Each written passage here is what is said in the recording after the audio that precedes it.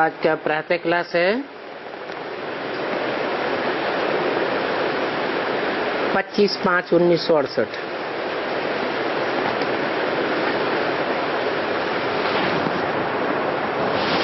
जब ओम शांति कहते हैं तो बड़े उल्लास से कहते हैं, अर्थात हम आत्मा शांत स्वरूप हैं। ये अर्थ तो कितना सहज है। बच्चे भी कहेंगे ओम शांति, बाप भी कहेंगे ओम शांति, और ये दादा भी कहेंगे ओम शांति।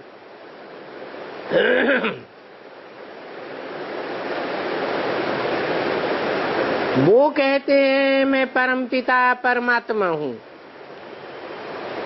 और ये कहते हैं मैं आत्मा हूँ।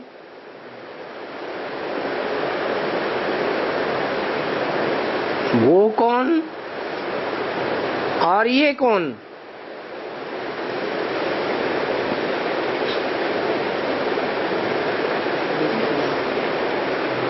वो कह के दूर क्यों कर दिया? बोलने वाला ब्रह्मा के मुख में ही बोल रहा है, फिर वो क्यों कह दिया?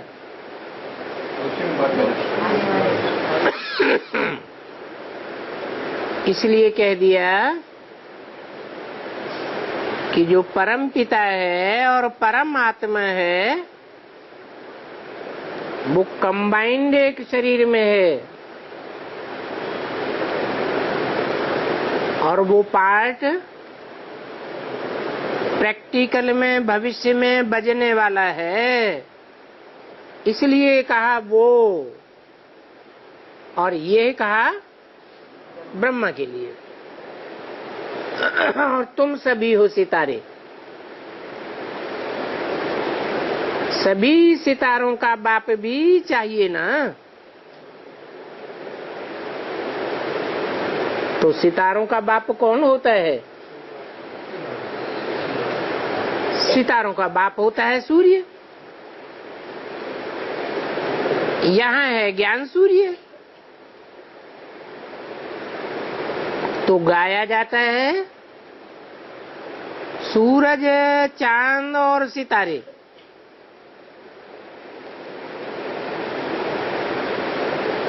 तुम बच्चे हो मोस्ट लकी सितारे। कौन बच्चों के लिए कहा? तुम किसको कहा जाता है? जो सन्मुख बैठते हैं उनको तुम कहा जाता है। ये तुम कहने वाला कौन है? ज्ञान सूर्य है या ज्ञान चंद्रमा है या कोई ज्ञान सितारा है? ज्ञान सूर्य कहते हैं। अपने सन्मुख बैठने वाले सूर्यवंशी बच्चों से कहते हैं तुम हो मोस्ट लकी सितारे।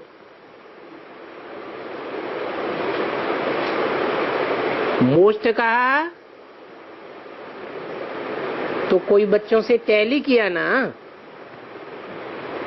किनसे टैली किया है? ज्ञान चंद्रमा के चंद्रवंशी बच्चों से टैली किया, या तो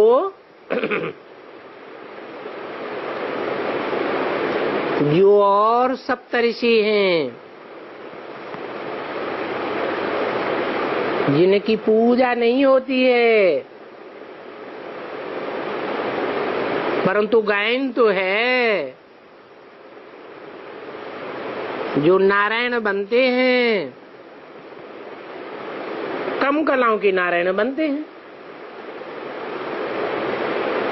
इसलिए कमजोरी आने के कारण द्वापर युग से ऊपर से आने वाले धर्म पिताएं नंबरवार उन सितारों में प्रवेश करते हैं।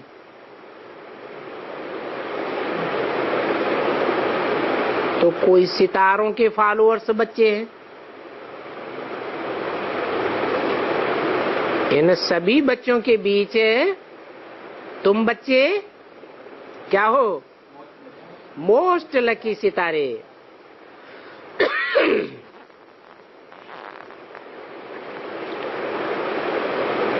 और उनमें भी नंबरवार हैं। जैसे रात को चंद्रमा निकलता है तो रात के सितारों में कोई डिम और कोई तो बड़े तीखे होते हैं, कोई चंद्रमा के ठीक आगे होते हैं। सितारे हैं ना। और तुम भी ज्ञान सितारे हो। कहते भी हैं भ्रकुटी के बीच में चमकता है अजब सितारा।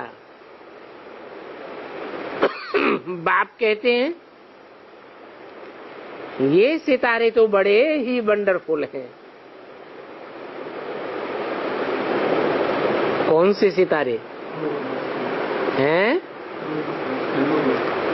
जो सन्मुख बैठे हुए हैं वो तो बड़े ही वंडरफुल हैं।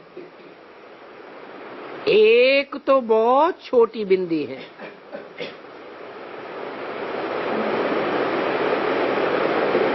जिसका दुनिया में कोई को पता नहीं है। आत्मा ही शरीर से भिन्न भिन्न पार्ट बजाती है। तो ये जो भिन्न भिन्न आत्मा पार्ट बजाती है, ये बात बड़ी वंडरफुल है।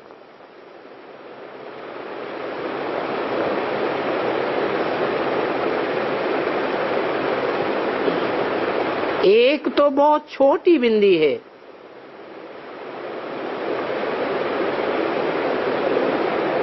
तो तुम बच्चों में भी नंबरवार हैं। कोई अति सूक्ष्म, बहुत सूक्ष्म स्टेज वाले हैं, कोई कैसे हैं। तो बाप उन बच्चों को बैठ करके याद करते हैं। किनको? जो अच्छी रीति चमकते हैं। कौन सी चमक? जो ज्ञान की रोशनी की अच्छी चमक मारते हैं।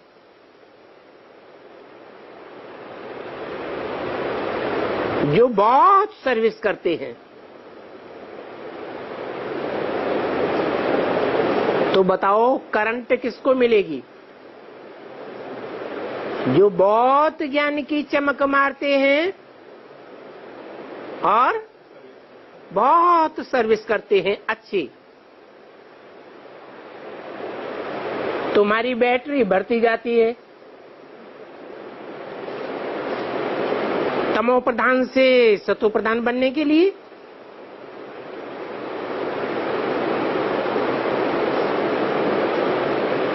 तुम्हारी बैटरी की क्या खासियत है? जो और धर्मों में कन्वर्ट होने वाले सितारे हैं, उनके मुकाबले तुम्हारी आत्मा रूपी बैटरी में क्या खासियत है?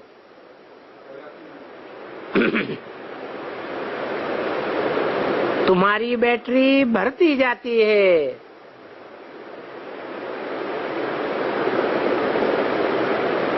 तमो प्रधान से सतो प्रधान बनने के लिए। और सतो प्रधान कौन से युग में होते हैं? सतयुग में होते हैं सतो प्रधान।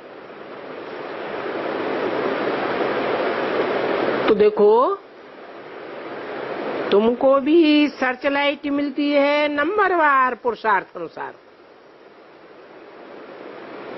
कौन सा पुरुषार्थ बताया?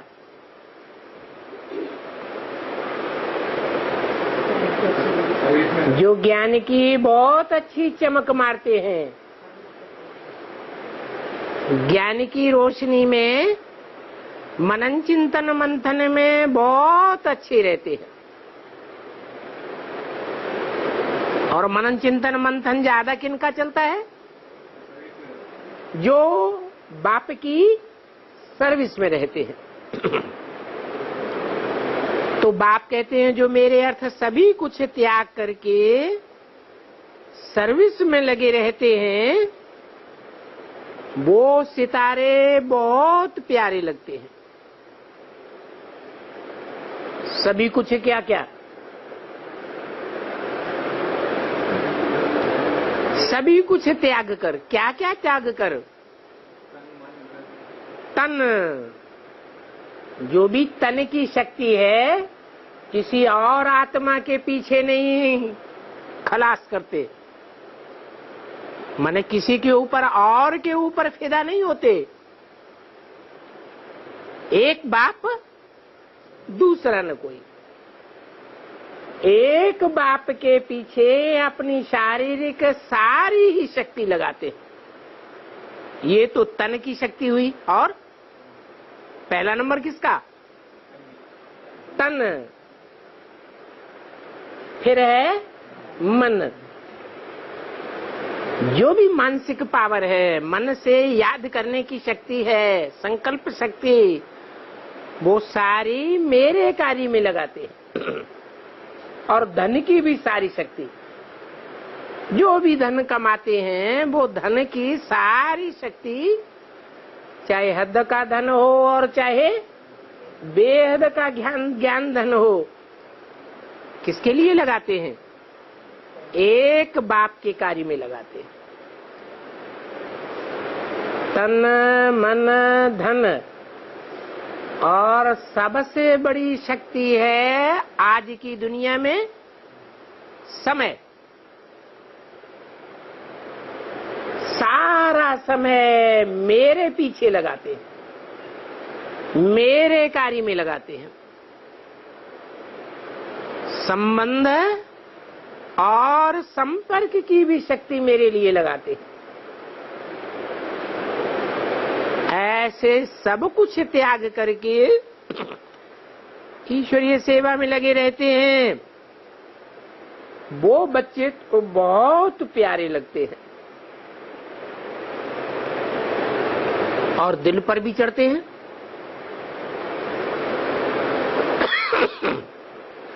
बाप के लिए क्या गायन है? क्या कहा जाता है?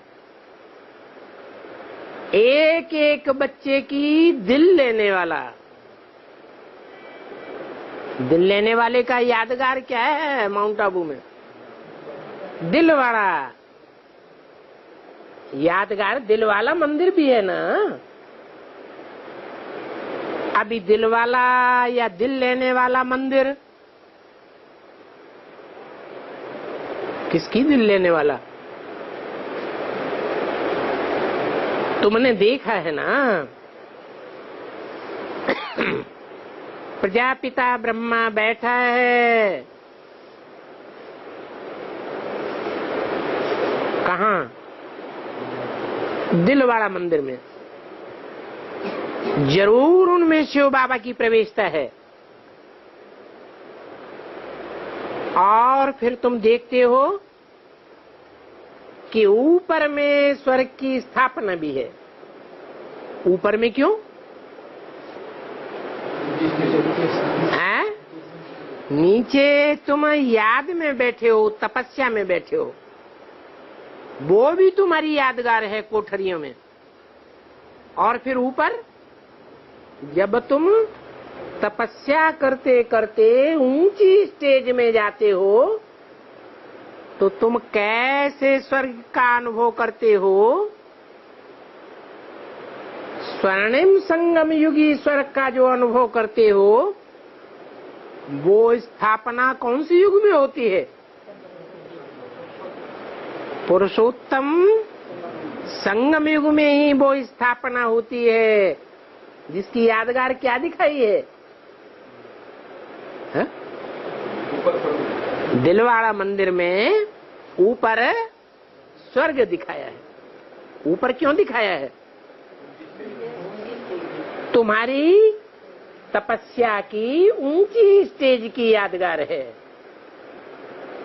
ऐसी ऊंची स्टेज कि सारी दुनिया में कयामत बर्पा होती है।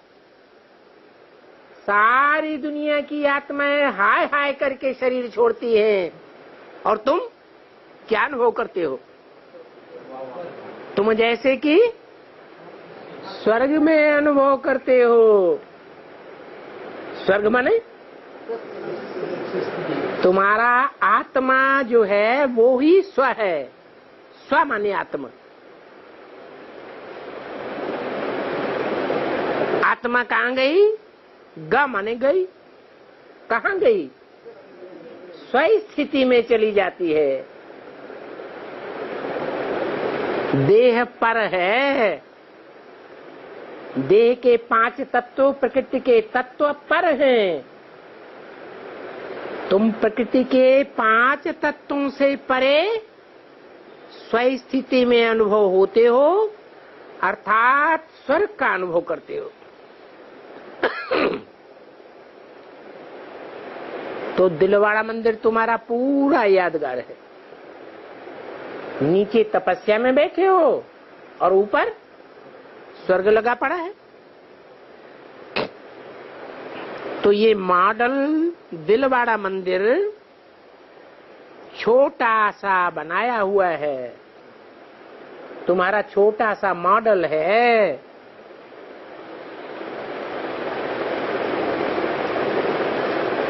बड़ा रूप नहीं है। मॉडल तो छोटा ही बनाया जाता है। तो जो बहुत अच्छी सर्विस करते हैं, बाप के बहुत मददगार बनते हैं, वो महारथी भी हैं। फिर नंबरवार घोड़े सवार और प्यादे भी हैं। ये मंदिर यादगार का बहुत एक्यूरेट बना हुआ है। तुम कहेंगे ये मंदिर हमारा ही यादगार है। अभी तुमको कितनी रोशनी मिली है। और तो दुनिया में कोई की वो भी ज्ञान का तीसरा नेत्र नहीं है। भक्ति मार्ग में तो मनुष्यों को जो सुनाते हैं सत्य सत्य कहते रहते हैं। वास्तव में वो गुरु लोग सब झूठे ही सुनाते आए। जो सुनाते हैं उसको सत्य समझते हैं। अभी तुम्हारी बुद्धि में तो है कि दुनिया में सब है, क्या है? सब झूठे हैं और एक बाप सच्चा है। वो ही तुमको सत्य सुनाते हैं, जिससे तुम विश्व के मालिक बनते हो। और तो बाप तुमसे कुछ भी मेहनत नहीं कराते हैं। कोई मेहनत कराते हैं? कुछ भी नहीं। सारे झाड़ का राज तुम्हारी बुद्धि में बैठ गया है।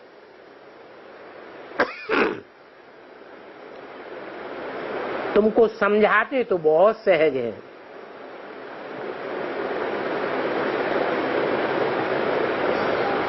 इतना सहज समझाते हैं, फिर इतना लंबा टाइम क्यों लग जाता है? हैं?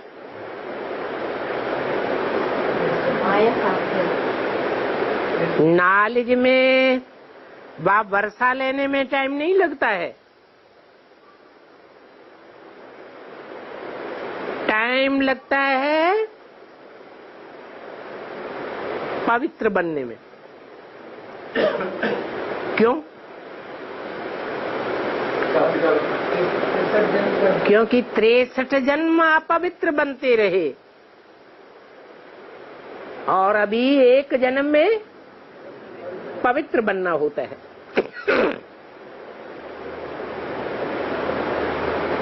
अपवित्र बनते रहे जिनके साथ, तो 63 जन्म उनकी याद भी आती रही होगी? नहीं, जिनके साथ अपवित्र बनते रहे उनकी याद भी जरूर आती रही। अब क्या करना है? हैं? अब पवित्र बनना है। अनेकों से अपवित्र बनते रहे, और पवित्र कैसे बनेंगे? एक की याद से पवित्र बनेंगे। तो इसमें मुख्य है याद की यात्रा। यहां तुम आते हो तो यहां याद की यात्रा में जास्ती एडिशन होती है। क्यों? यहां क्यों जास्ती एडिशन होती है? क्योंकि बाहर की दुनिया में साकार में संग का रंग दूसरों का लगता है, और यहाँ एक बाप का संग का रंग लगता है।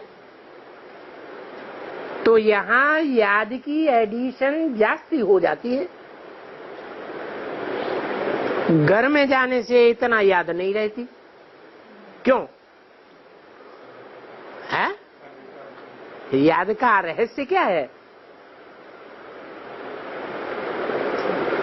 मान लो आंखें हैं, आंखों से संग का रंग लगता है, तो जिनका संग लगता है, जिनको आंखें देखती हैं, वो याद आते हैं या नहीं आते हैं? आते हैं। ऐसे ही कोई भी इंद्रियों का संग का रंग लगता है तो याद जरूर आती है। 63 जन्म तो अपवित्र बनते रहे, और अब एक जन्म पवित्र बनना है। तो यहां आने वाले जो हैं वो भी एक जैसे हैं या नंबरवार हैं? क्यों है? अरे यहाँ तो सब बाप के सन्मुख बैठते हैं, तो याद की अच्छी एडिशन बराबर बराबर होनी चाहिए। हिसाब किताब अलग है। क्या हिसाब किताब अलग है? सब तो बैठे हैं सामने। कोई तो बैठ करके यहाँ सो जाते हैं, तो याद की एडिशन होगी? अच्छा, सो नहीं जाते हैं, जागृत रहते हैं, परंतु बुद्धि बाहर की दुनिया में चली जाती है, घर में भाग जाती है, मिटमेट्स में भाग जाती है। तो यहां भी नंबरवार हो जाते हैं। कोई तो यहां बैठे बुद्धि में ये नशा होगा कि हम बच्चे और वो बाप है। सबकी बुद्धि में ये नशा नहीं होगा, कोई कोई की बुद्धि में होगा। बेहद का बाप और हम बच्चे यहां बैठे हैं। तुम बच्चे जानते हो बाप इस शरीर में आया हुआ है, और बाप हमको दिव्य दृष्टि दे रहा है। दिव्य दृष्टि क्यों है? दिव्य दृष्टि दे रहा है, ऐसा क्यों कहा?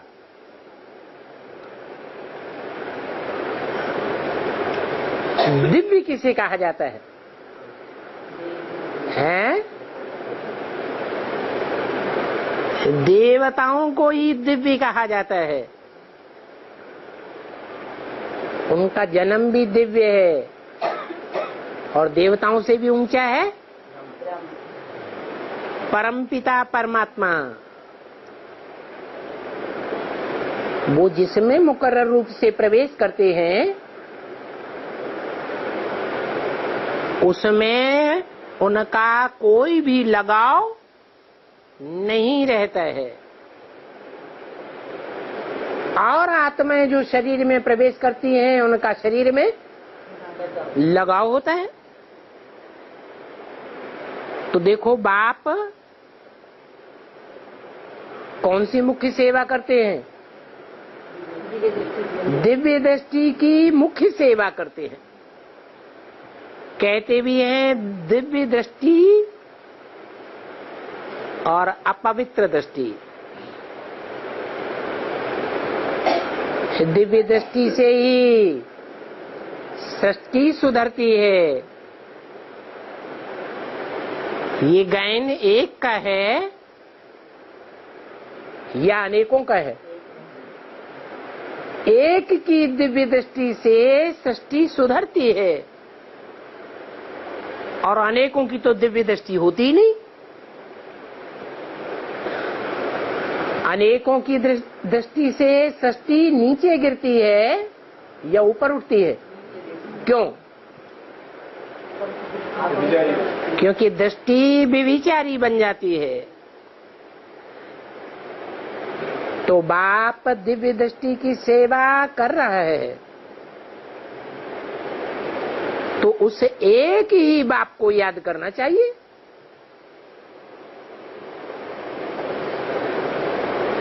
और कोई की तरफ बुद्धि नहीं जानी चाहिए।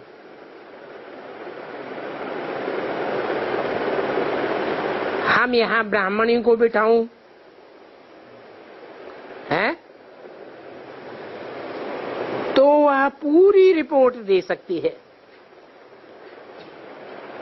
कि किसकी किसकी दृष्टि बाहर भटकती है। कोई क्या करते हैं, कोई को तो झुटका ही आ जाता है। झुटका आता है तो वो ब्राह्मणी बता सकती है। आगे बैठाते थे किसको? ब्राह्मणी को चेकिंग करने के लिए। अब विचार आता है कि बिठा दें, पर फिर उनको अटेंशन ही इस तरफ नहीं चला जावे। क्या?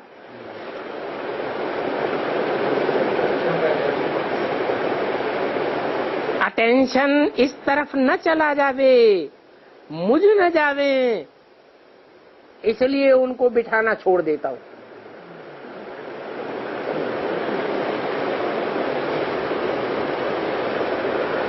इससे क्या साबित हुआ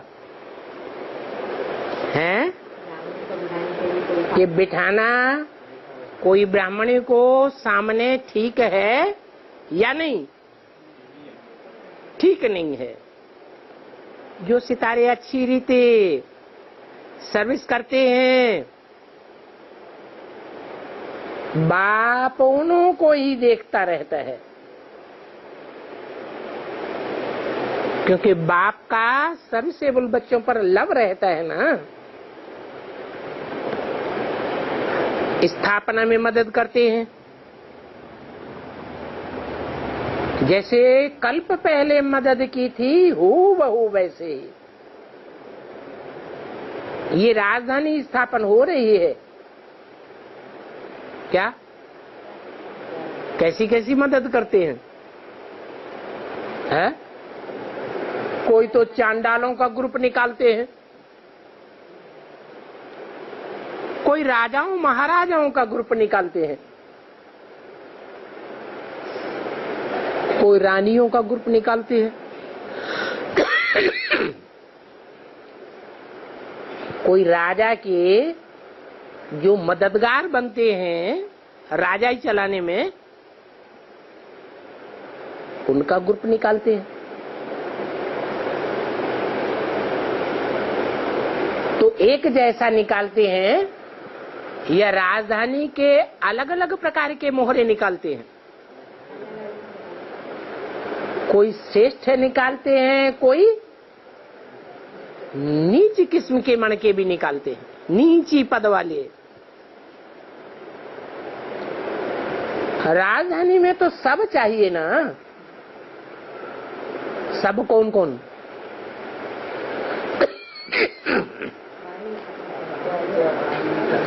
कौन कौन सब चाहिए? राजा रानी भी चाहिए, मंत्री महामंत्री भी चाहिए, और जो सहयोगी हैं राजा के छोटे बड़े, वो सारे राजधानी में चाहिए।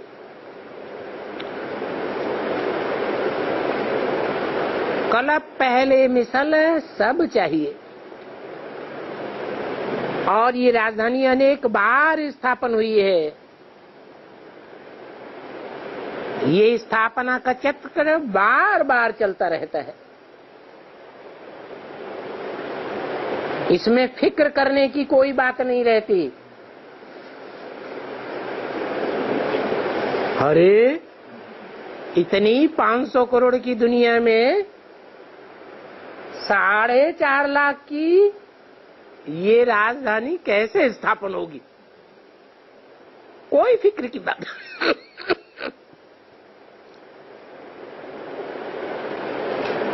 तुम बच्चे बाप के संग हैं तो संग का रंग लगता जाता है, और जितना तुमको संग का रंग लगता जाता है उतना तुम्हारा फिक्र कम होता जाता है। ये ड्रामा बना हुआ है तुम्हारे लिए। बाप बच्चों के लिए स्वर्ग की राजाई लेकर आए हैं। सिर्फ कहते हैं मीठे मीठे बच्चों, पतित से पावन बनने के लिए बाप को याद करो।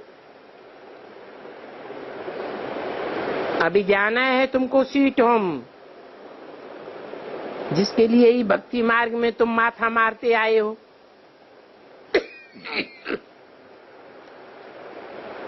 परंतु कोई भी जन्म में भक्ति करते करते वापस कोई भी नहीं जा सका। अभी बाप को याद करते रहो। सुदर्शन चक्र फिराते रहो।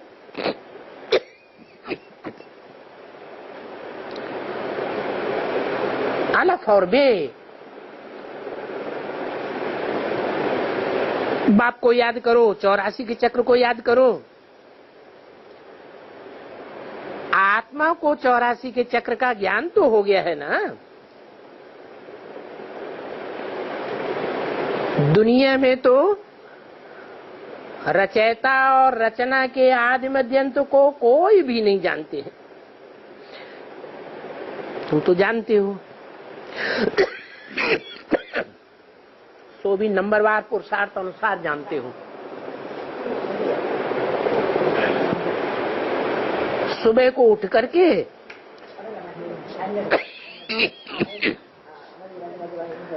तुम बुद्धि में ये याद करो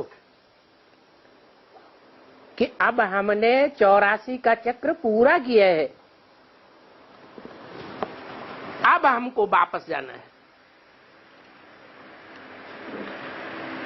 हम आत्मा रूपी एक्टर का पार्ट पूरा हुआ।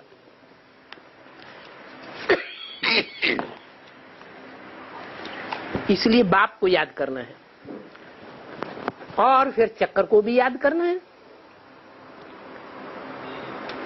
चक्र को याद करेंगे तो तुम चक्रवर्ती राजा बन जाएंगे।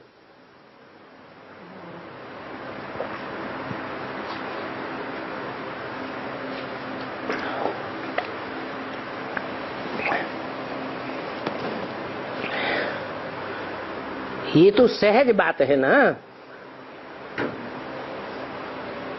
परंतु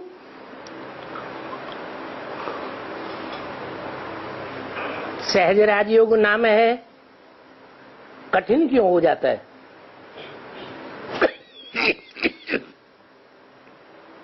क्योंकि माया तुमको बुला देती है।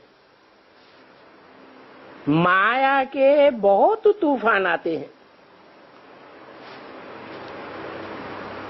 तूफान आते हैं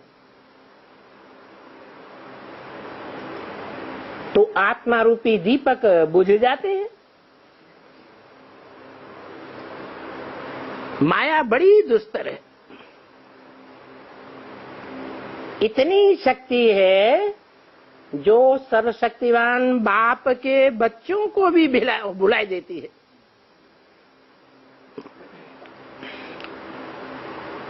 फिर वो स्थायी खुशी नहीं रहती है। तुम बाप को याद करने बैठते हो, बैठे बैठे पता नहीं बुद्धि कब कहां चली जाती है।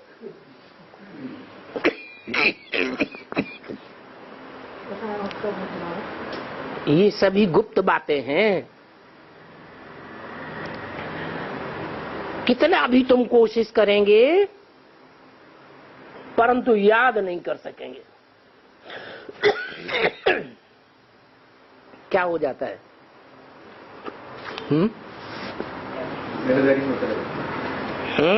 इधर चले जाते हैं। क्यों?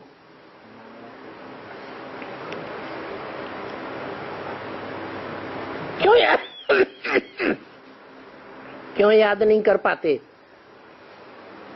माया इंटरफियर क्यों करती है? कितना भी पुरुषार्थ करें तो भी बुद्धि एकाग्र नहीं होती। हमेशा की बात नहीं है, कभी कभी ऐसा होता है। क्यों होता है? तो फिर हमेशा ऐसे ही होना चाहिए, लेकिन हमेशा तो ऐसा नहीं होता है। बुरे कर्मों का भी हाँ, 63 जन्म में कब हमने अच्छे कर्म किए हैं, कब बुरे कर्म किए। तो बुरे कर्मों की जब रील घूमती है तो हम कितना भी पुरुषार्थ करते हैं, माया हमको इंटरफियर कर देती है।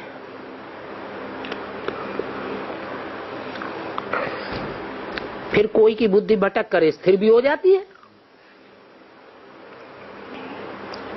कोई तो फट से स्थिर हो जाते हैं। कोई को कितना भी माथा मारो तो भी बुद्धि में ठहरता ही नहीं है।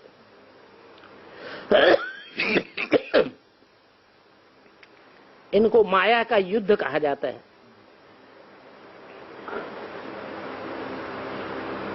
कर्म को अकर्म बनाने के लिए कितनी मेहनत करनी पड़ती है, और वहां नई दुनिया में तो रावण राज्य है ही नहीं, तो वहां कर्म विकर्म भी नहीं बनते हैं। वहां माया होती ही नहीं है जो तुमसे उल्टा काम करा भी। रावण और राम का खेल अभी का है। आधा कल्प है राम राज्य जो आने वाला है। वहां माया रावण का राज्य होगा ही नहीं जो तुमको इंटरफियर करे। आधा कल्प है रावण राज्य। तो अभी कौन सा राज्य है? राम राज्य है या रावण राज्य? ब्राह्मणों की दुनिया में किसका राज्य?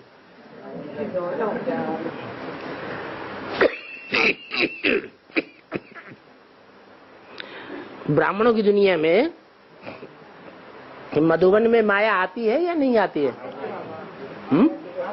अरे बाप का घर है, माया बेटी है ना, तो आने देंगे या नहीं आने देंगे? हैं?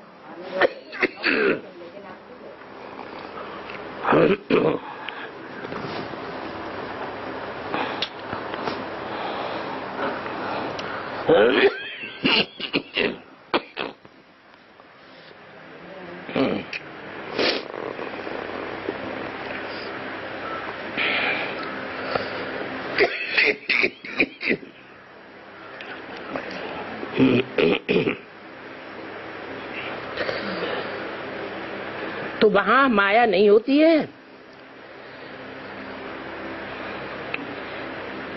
तुम जानते हो आधा कल्प है राम राज्य, आधा कल्प है रावण राज्य। जब राम का राज्य होता है तो दिन होता है या रात होती है? दिन हो जाता है। क्या राम राज्य में रात नहीं होगी? हैं? रात होगी? क्यों नहीं होगी? चंद्रमा है नहीं। हाँ, तो रावण राज्य ही खत्म। माना रावण राज्य का कनेक्शन किससे है?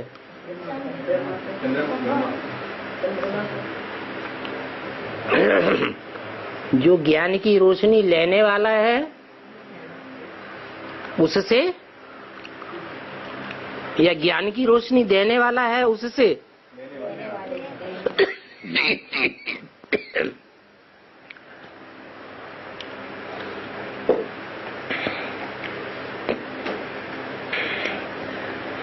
संगम युग पर सिर्फ ब्राह्मण ही होते हैं। अभी तुम्हारे लिए है संगम युग और दुनिया वालों के लिए है कलयुग। अभी तुम ब्राह्मण समझते हो रात पूरी हो दिन शुरू होना है, वो वर्ण वाले थोड़े ही समझते हैं कि ये रात पूरी होने वाली है, सतयुग का सवेरा आने वाला है। और वो सन्यासी आदि तो कुछ भी नहीं जानते हैं। यहां भी मकानों में आकर रहते हैं,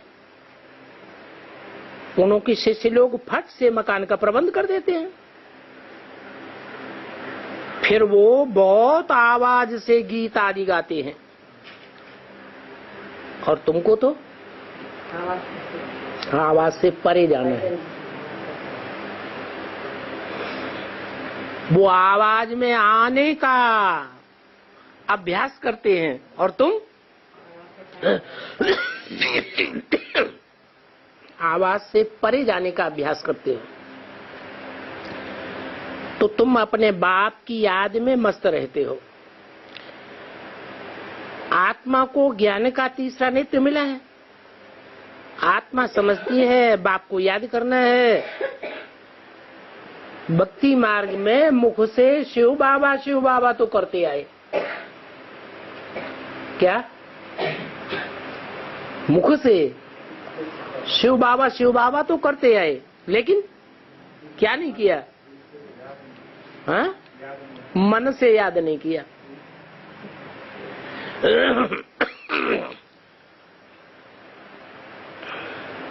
भक्ति मार्ग में बोलते भी आए, माला तो कर में फिरे, कर हाथ में माला फिरे,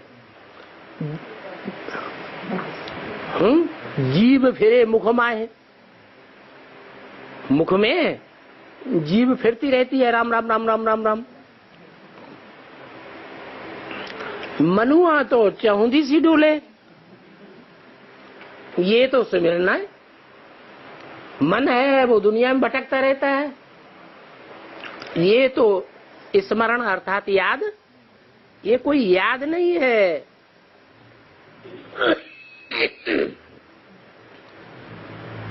तो भक्ति मार्ग में माया भुलाती है, यहाँ भी माया भुलाती है। ये माया के तूफान आते रहते हैं। यहाँ भी मकानों में आकर वो सन्यासी बैठते हैं। फिर उन मकानों में बहुत आवाज होता रहता है।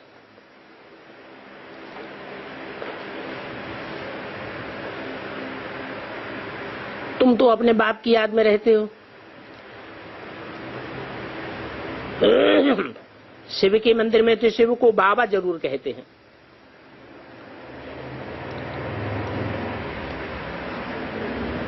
बाबा क्यों कहते हैं ये तो ज्ञान किसी को कुछ भी नहीं है। तुमको ज्ञान है बाबा क्यों कहते हैं? हैं?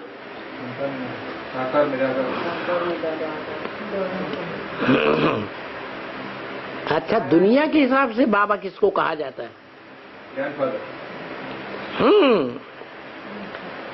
तो दुनिया के हिसाब से भी जो दुनिया वालों के बाप हैं, क्रिश्चियंस का बाप है या नहीं? क्राइस्ट। मुसलमानों का बाप है या नहीं है? कहेंगे मोहम्मद। इस्लामियों का बाप है इब्राहिम। बौद्धियों का बाप है बुद्ध।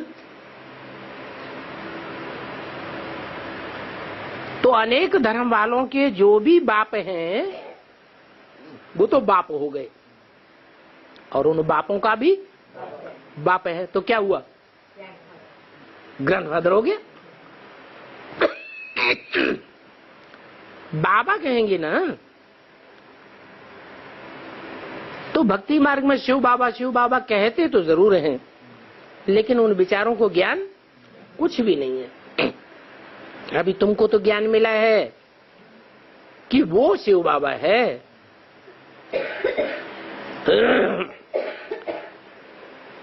उनका ये चित्र है। कौन सा चित्र? हाँ? कौन सा चित्र उनका है?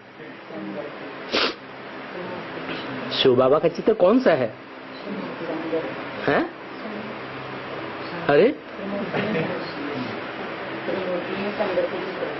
नहीं, मंदिर की बात हो रही है कि भक्ति मार्ग में लोग मंदिर में जाते हैं, शिव के मंदिर में जाते हैं, मुख से कहते हैं शिव बाबा शिव बाबा शिव बाबा। तो वो तो जानते ही नहीं है कि बाबा क्यों कहते हैं। तुम जानते हो क्यों बाबा कहते हैं? क्योंकि जिस तन में आते हैं मुकर्रर रथ में,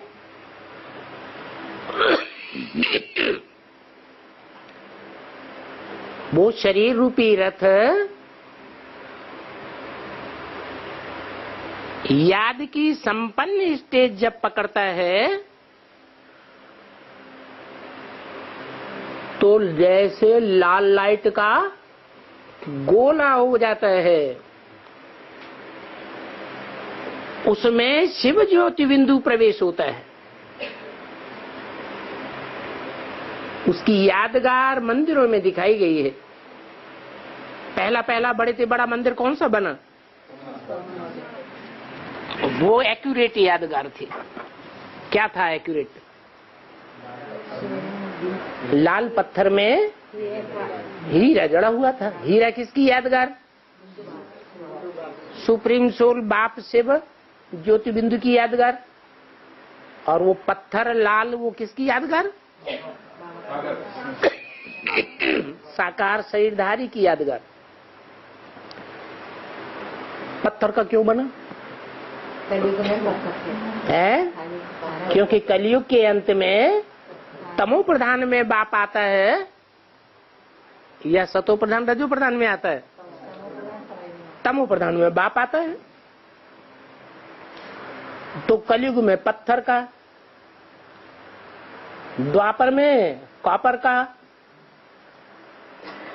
त्रेता में रजत लिंग, और सतयुग में स्वर्ण लिंग, और संगम में हीरे का लिंग।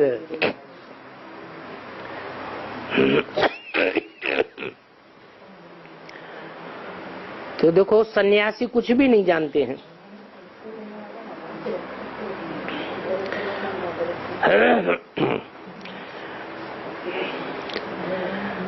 अभी तुमको ज्ञान मिल गया है कि वो शिव बाबा है। वे तो लिंग ही समझते हैं। क्या नहीं समझते? हाँ, वो ये नहीं समझते कि उस लिंग में जो बड़ा रूप है उसमें कौन प्रवेश है। वो शिव ज्योति बिंदु प्रवेश है, जो सदैव ज्योति बिंदु ही है। उसका अपना बड़ा रूप होता ही नहीं है।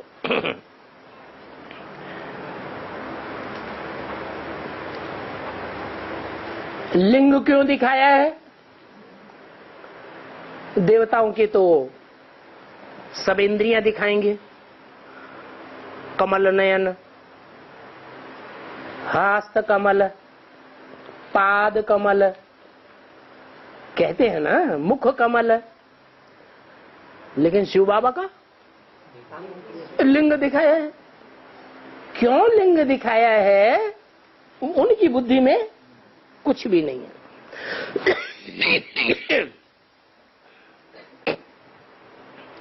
हाँ, लिंग के ऊपर जाकर के लोटी चढ़ावेंगे। क्या क्या चढ़ावेंगे? ये लोटी क्या होता है? क्या लोटपुट हो जाती है? हैं? लोटी क्यों कहा? लोटी किसे में कहते हैं? हैं? वो जड़ लोटी चढ़ाते हैं। उस लोटी में जल ज्यादा होता है, पानी ज्यादा होता है और दूध बहुत थोड़ा होता है। वो किसकी यादगार है? जो कन्याएं अर्पण की जाती हैं वो उन लोटी की यादगार हैं जिनमें पानी बहुत होता है और दूध बहुत कम होता है। दूध को बिलोने से मक्खन निकलता है या पानी को बिलोने से मक्खन निकलता है? प्योर दूध होगा तो मक्खन निकलेगा, और पानी ज्यादा होगा, दूध कम होगा तो मक्खन नहीं निकलेगा। पानी के सागर को बिलोने से कहीं मक्खन निकल सकता है क्या?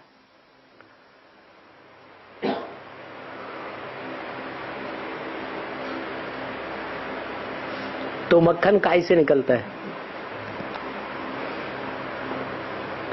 हाँ? ये क्या राज है जो मक्खन निकलता है? पानी की गंगा क्यों कही जाती है?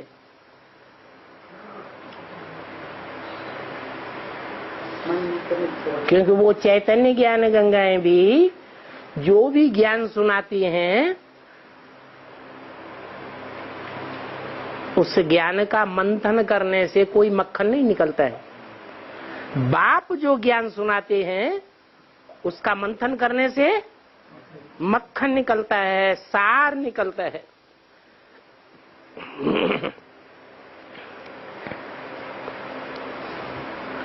तो वो तो निराकार बाप को जानते ही नहीं है, लोटी चढ़ाते हैं। अब निराकार पर लोटी चढ़ावेंगे, वो क्या करेंगे? साकार हो तो स्वीकार करे। किसको? लोटी को। जो चैतन्य ज्ञानी की लोटी अर्पण की जाती है उनको कौन स्वीकार करेगा? साकार हो तो स्वीकार करे। निराकार कैसे स्वीकार करेगा? निराकार पर दूध आदि चढ़ावेंगे, वो किस काम का? बाप कहते हैं दूध आदि जो चढ़ाते हो वो दूध तो तुम ही पीते हो। क्या ये कहाँ की यादगार है? जो शिवलिंग के ऊपर दूध चढ़ाते हैं, मक्खन चढ़ाते हैं, घी से स्नान कराते हैं, ये दूध चढ़ाने की यादगार किस समय की है? कैसे? कब? हैं? नहीं, जिस लिंग पर दूध चढ़ाते हैं वो लिंग कभी तो बेसिक नॉलेज में था है, और बेसिक नॉलेज में जब था तो कोई ने उसके ऊपर दूध चढ़ाया होगा या नहीं चढ़ाया होगा? मुरलियों के महावाक्य हैं, चढ़ाए थे। तो उस समय का यादगार है जो मनाते हैं। तो दूध जो चढ़ाते हो वो फिर तुम ही पीते हो। तो दूध क्या हुआ? ज्ञान। ब्रह्मा के मुख से जो ब्रह्म वाक्य निकले वो क्या हुआ? वो दूध हुआ। उसी का मंथन किया जाता है, जिसे सागर मंथन कहते हैं। भोग भी तुम ही खाते हो, मैं तो अभोक्ता हूं।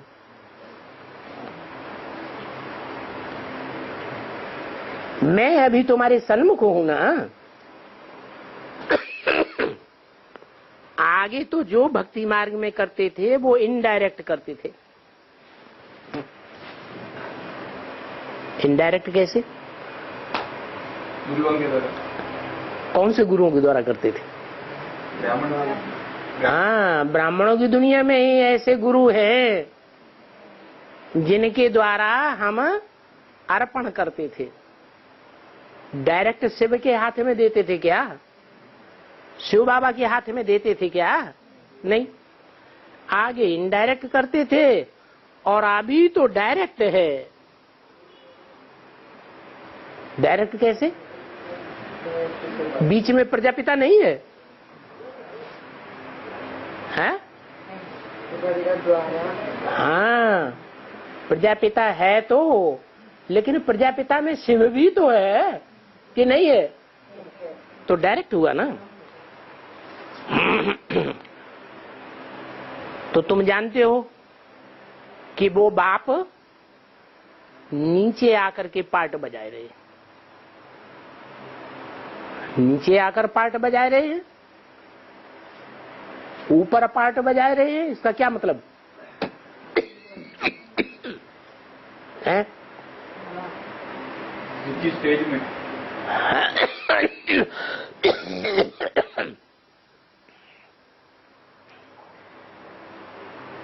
ये साकार दुनिया नीचे है और निराकारी दुनिया ऊंची स्टेज में।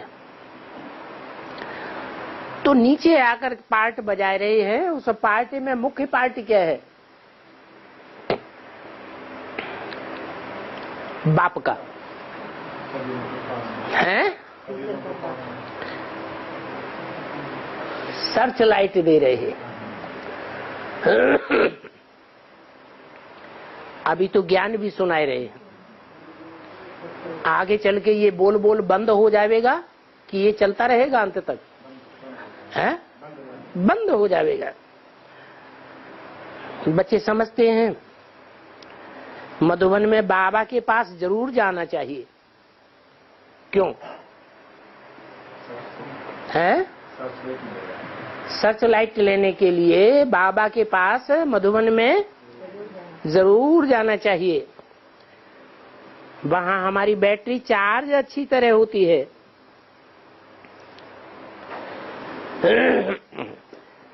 वहां तो घर में गोरख धंधा आदि में अशांति ही अशांति रहती है। इस समय सारे विश्व में अशांति है। तुम जानते हो अभी हम शांति स्थापन कर रहे हैं योग बल से। योग बल से तो शांति स्थापन कर रहे हैं, फिर ज्ञान बल से, सर्विस के बल से। बाकी राजाई मिलती है ज्ञान की पढ़ाई से, सेवा से। कल्प पहले भी तुमने ये ज्ञान सुना था और अब भी सुन रहे हो। जो कुछ एक्ट चलती है वो फिर भी चलेगी। तुम्हारे पास हिस्ट्री, ज्योग्राफी आदि के फोटोज आदि भी हैं। जो भी तुम समझाते हो पास्ट में ऐसे ऐसे हुआ, तो सिर्फ चित्र देखने से क्या समझेंगे? जरूर इन चित्रों पर समझाना पड़े। बाप कहते हैं कि कितने बच्चे आए और आश्चर्यवत भागंती हो गए। वो बच्चे मुझ मासूक को कितना याद करते थे। अभी मैं आया हूं डायरेक्ट, तो कितने छोड़ करके चले जाते हैं।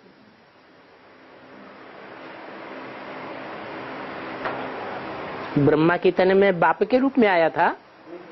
नहीं। तो कितना याद करते थे निराकार ज्योति बिंदु को, और अभी मैं डायरेक्ट आया हूं तो कितने छोड़ करके चले जाते हैं। माया कैसा थप्पड़ लगा देती है। मम्मा बाबा को ड्रिल सिखलाते थे, डायरेक्शन देते थे, ऐसे करो, नीचे हो करके बैठो। हम समझते थे ये तो बहुत अच्छा नंबर में माला में आवेंगे। कौन समझते थे? ओम राधे मम्मा और दादा लेखराज ब्रह्मा क्या समझते थे? ये तो बहुत अच्छा नंबर में आवेंगे। वे बच्चे भी गुम हो गए। तो जो गुम हो गए और इतना अच्छा याद करते थे,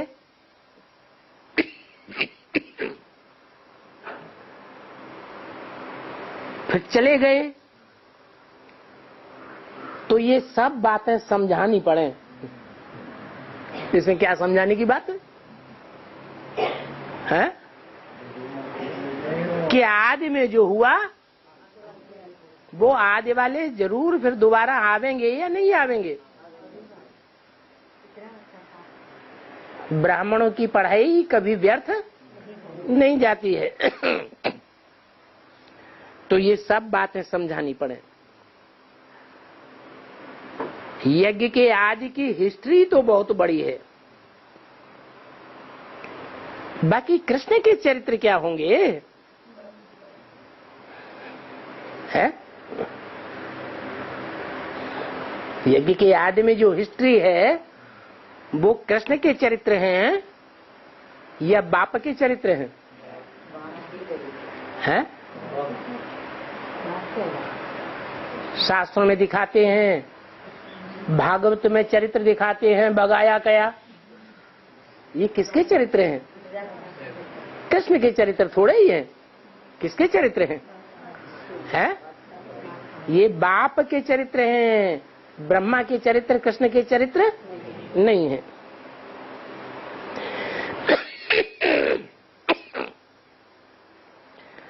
ओम शांति।